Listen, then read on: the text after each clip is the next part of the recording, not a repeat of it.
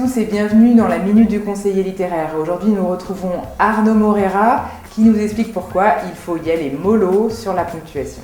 Dans les dialogues, l'auteur a souvent tendance à exagérer la ponctuation. Or, la ponctuation n'est pas une fin en soi, et c'est davantage au texte, à la narration, de produire l'effet recherché, qu'il s'agisse de l'exclamation, de l'interrogation. Alors cela peut se faire par la description avant le dialogue, qui doit être efficace et qui doit donner l'état d'esprit des personnages qui s'expriment, décrire les lieux.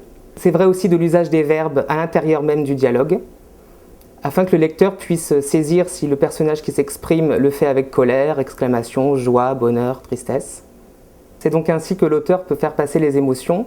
Il n'est pas besoin de multiplier les exclamations ou les points d'interrogation à l'intérieur du dialogue.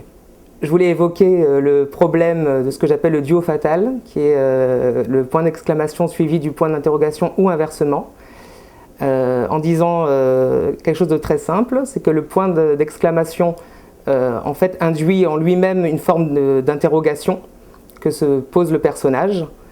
La seule différence selon moi, c'est que l'interrogation est plus quelque chose qui s'adresse à autrui, alors que l'exclamation est quelque chose de plus intérieur, intériorisé, mais qui est de fait extériorisé par l'émotion ressentie.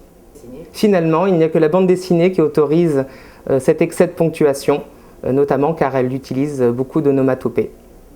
Et comme toujours, pour ne rien manquer de notre minute du conseil littéraire, retrouvez-nous sur notre site internet enviedécrire.com et sur notre compte Twitter et notre page Facebook.